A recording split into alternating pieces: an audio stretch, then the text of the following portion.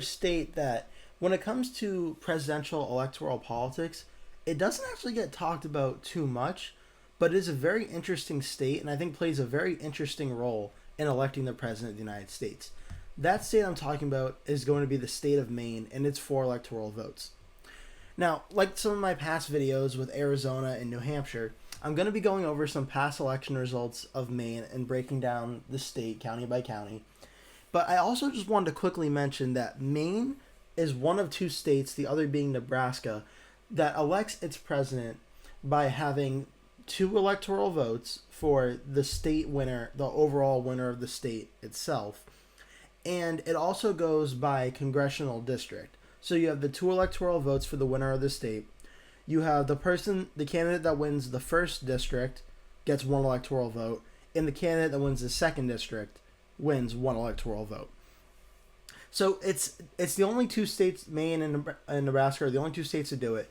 So it's an interesting way of the votes being counted for the electoral college. But I just wanted to let you know that, because that'll be coming up later on in the episode when I go over Maine's first district and second district in polling.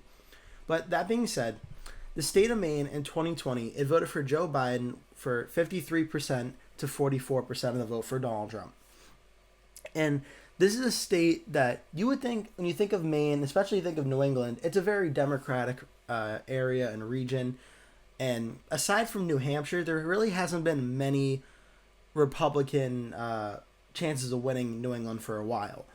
But Maine actually surprised that back in 2016 when Hillary Clinton won the state with 47.8% of the vote to 44.9% of the vote. And at the end of the video, I'm going to be going over briefly what ranked choice voting is. It's a little complicated, but Maine uses a ranked choice voting system to elect their federal offices and statewide primary offices as well. But there's statewide primary and federal offices. I'll be going over that at the end of the video because it's a little complicating, and I found a great chart from Ballotpedia that I think explains it really well. But I just want to point that out, that in 2016, ranked choice voting was not enacted into law yet in the state of Maine. I believe it was a ballot measure in 2016. So ranked choice voting did not apply to the 2016 election.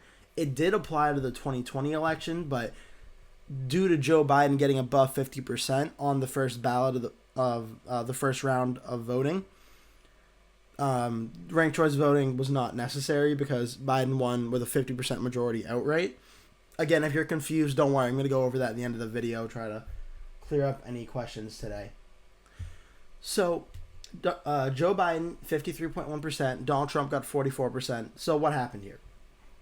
Well, for one thing, as you can see by the population centers, Maine, population-wise, when compared to other states and other states have gone over, is not the biggest state. It's 4 electoral votes total, and it doesn't have too many big population centers. It has one in Portland, one in Bangor, but even Bangor is pretty small. Portland is the biggest one. And then there are some other smaller towns throughout the state of Maine that are very popular, like tourist places and summer places for people from like Massachusetts and New Hampshire and such. But it doesn't have a ton of really big cities in Maine. Of course, the capital is Augusta. Portland's its biggest city. But I just felt it was worth mentioning because the map doesn't show you a lot of the cities or towns in Maine, but it's not massive. There's not massive cities all over the state. It's really, Portland's the only really big city. And so, unsurprisingly, like a lot of other states, the biggest city in the state is a big Democratic voting bloc for Biden and for the Democrats. Biden won with almost 67% of the vote in Cumberland County, which is where Portland is. Trump got 30%. And as you can see, that's about, 25% or so, or a little over, 27% of Biden's total votes came from just Portland in this one county. So you can definitely see how big Portland has of a swing over the state of Maine. You may also notice that there's a lot of red in the state of Maine for a usual Democratic state, but similar to a lot of states, a lot of these red counties, which are very big in terms of land and size, the numbers of the counties are not actually too big.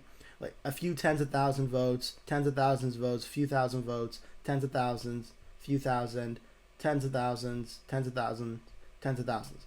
And then we go into the Democratic ones where similar, tens of thousands, a little bit bigger, but tens of thousands, tens of thousands, tens of thousands. And then we have the big population, the two biggest counties, in York and Cumberland near the New Hampshire border. And it's important to like kind of point out that Maine, I think, is so competitive kind of for this reason that there isn't a huge population center outside of Portland, which is why like even in statewide elections, like Maine has become a little bit more competitive than I may have thought or others may have thought, due to the fact that there isn't a massive population center that kind of towers over the rest of the state. As we can see when you're going through a few counties, the percentages were actually close in a few of these, like 8 points, about 0.3 points, 4 points, 5 points or so. So a lot of these like bluer suburbanish counties were actually relatively pretty close, which is why even though Biden won the state by 9 points, it wasn't because he did super well in Cumberland County that was enough for him to win the state. He also, Biden, the Democrat, has to do well in a lot of these suburban counties as well to make up a padding of votes in case the Republican is able to either mitigate this with low turnout, losing this margin big. But still, nonetheless, it was about a 90,000 vote. No, my math is wrong. My math is definitely wrong here. Let's do a quick math. I want to get this 100% right. 1,000 votes minus 360,000. About 75,000 vote win statewide for Biden over Trump. And then Biden won this county. Let's, again, just to do quick math here. 130,000 minus 60,000. And what do we get? 59,000 votes. So the margin of victory was in the state, or was in the county of Cumberland County. 59,000 compared to 75. So what the point I'm trying to get here, the point of me doing that was to show you, while yes, Biden and the Democrats will bring up the margin to vote in Cumberland County and really get a lot of Democratic votes there, that alone will not be able to win the election. The Democrats also have to do well in the outside counties, like more like not smaller, but less big than the big like city area counties. For instance, York, a lot of like tens of thousands of votes. I believe the second biggest county in terms of voters in this county. And 54-42, that was definitely a big, not suburban. I don't want to call it suburban because it's not really suburban. It's kind of more of a mix of like rural and suburban in Maine, but for the sake of the video, I'll just call it suburban. And these are the types of counties that are necessary that for a close election be won. This county goes for Biden. These counties go for Biden. They're smaller, but in a state like Maine where there aren't too much, or there isn't a ton of people, I mean, of course, like 700,000, 800,000 voters or so is no small number, but when it comes to the bigger picture of electoral politics, it is a pretty small state. So tens of thousands of votes in Maine do make a very big difference, which is why in a very close election, if these counties were to all go red, it actually is very possible for Donald Trump to win this state. But these counties going red is the big question for it. And let me just go back to 2016 to show you. This race, 47.8, 44.9, very, very close. About 3 points or so. And how did these counties vote that I was just going over? Well, Cumberland County, 59-33. That was about in range of what it did in 2020. York County, though, only about a 5-point win for Biden in this count, or for Hillary in this county, a little bit, or much closer than in 2020. That's why the margin's a little bit closer. And you go to some of these suburban counties, 6 points here, only 2 points here. Knox was big, but Waldo County only 0.3 here, and then 8 points in Hancock. So now let's compare. Hancock, 12 points. For Biden, Trump, about 5. Again, Knox was very big, but Kennebunk only 0.3. Lincoln was about 10 points. That was definitely bigger for Biden. But you can see what I'm showing here is that these counties, how close the margins are, if they were to go red for Trump, it is certainly possible for a Trump or a Republican to be in play. And just to show you I'm not making that up, also this is a 2012 electoral map. I'll be getting to Susan Collins' race in a second, but I did just want to point out really quick. Maine is very interesting that it actually, since Trump has been a Republican nominee, it shifted to the right a lot, which is interesting. It could be people moving into the state. It could be a variety of factors. It could just be a change of voting habits. But, you know, a lot of the counties I went over, like that are red up here were all blue for Obama in 2012. So that was just interesting I want to point out. But here was Susan Collins' race in 2020 on the same ballot as Trump. And look at the state. This is what I'm talking about. These counties, Hancock County, Waldo County, Kennebunk County, Lincoln County, I'm not going to say this one correctly, Sagadawick County, I believe is how it's pronounced. I could be wrong, but look at all these counties, though. They're all red. They all voted for Susan Collins. And, of course, the Democrat did very well in Cumberland County. Not as well as Biden did over Trump, numbers-wise, but still, the Democrat did very well in Cumberland County. But York County, Susan Collins was able to win these smaller, suburban, rural counties where the tens of thousands of votes start to add up. And what happened? They were enough to overpower Gideon's margin in the biggest population center in Maine. So Maine, while it has a similar blueprint to a lot of states where the big cities vote Democrat, smaller counties vote Republican, and maybe the bigger population is enough to like overshadow some of the smaller counties, Maine's a little bit different in that the numbers just don't really add up that way given how small of a population that Maine is.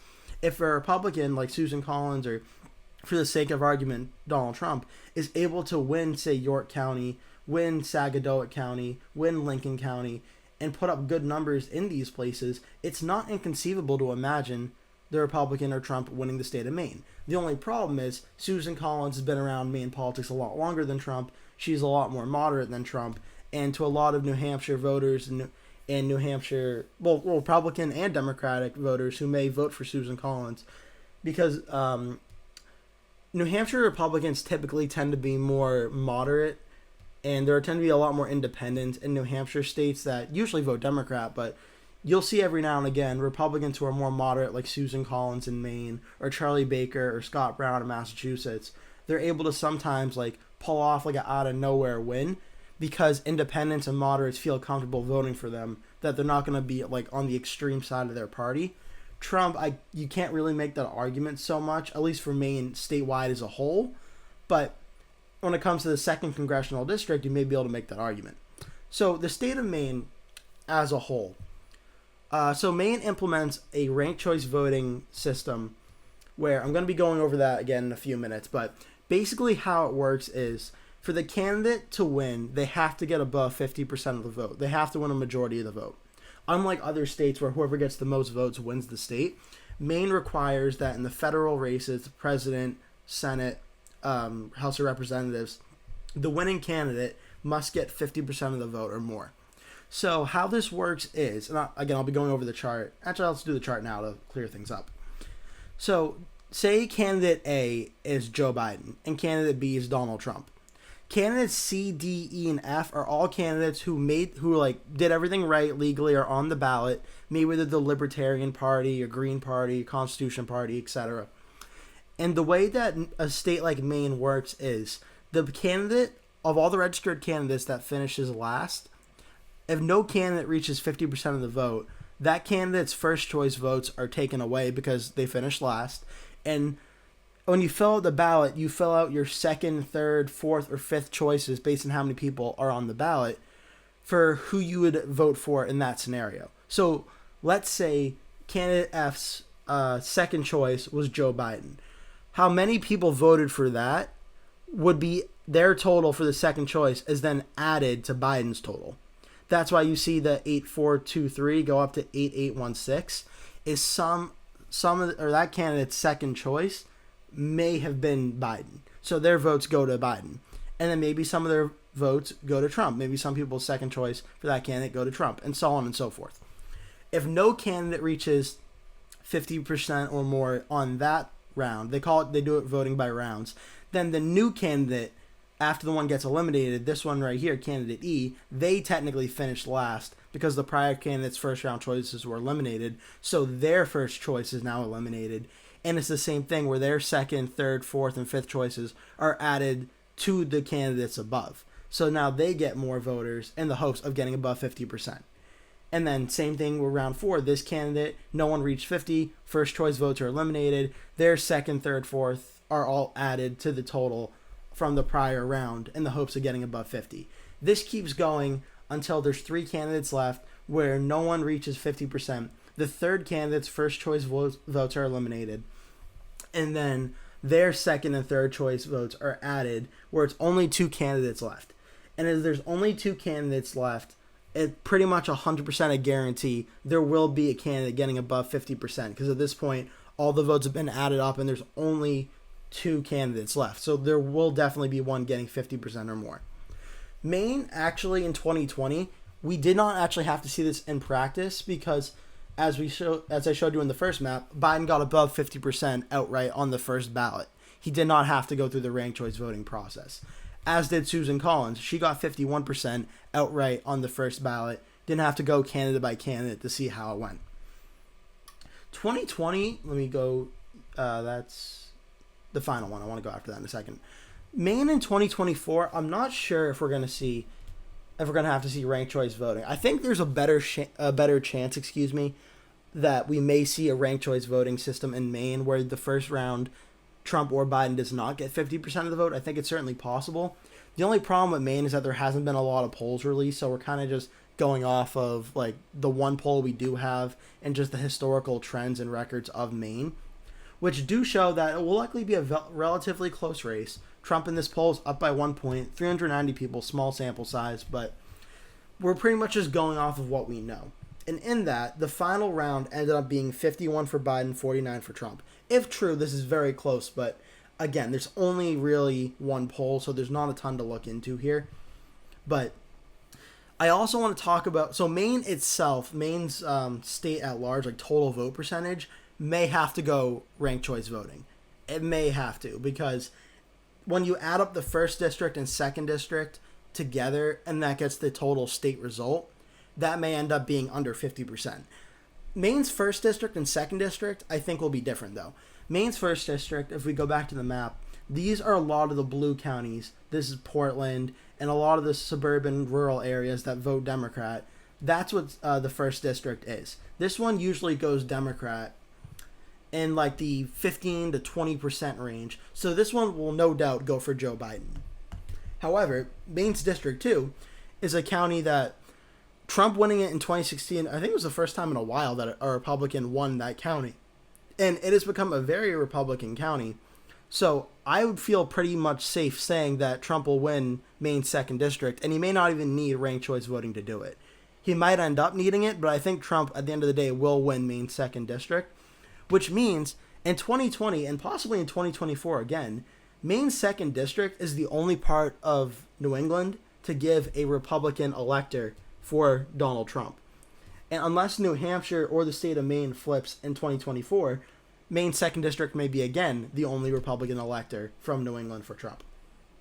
But Maine's second district, which I do also want to mention, there's a very contested House race going on in Maine's second district, where it's a Democratic incumbent going up against a Republican challenger that Trump endorsed in a very favored, heavily Trump district.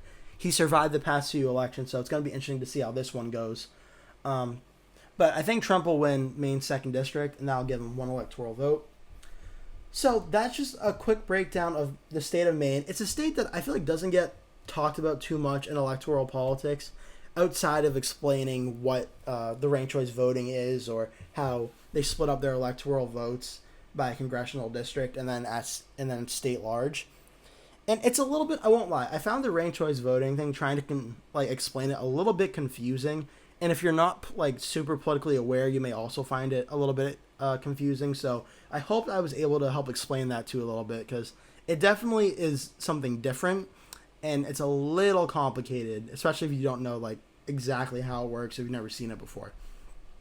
But Maine's 4 electoral votes, I think, are ones that could very sneakily be in play. I don't think Maine's first district will go red. I don't have any debate about that.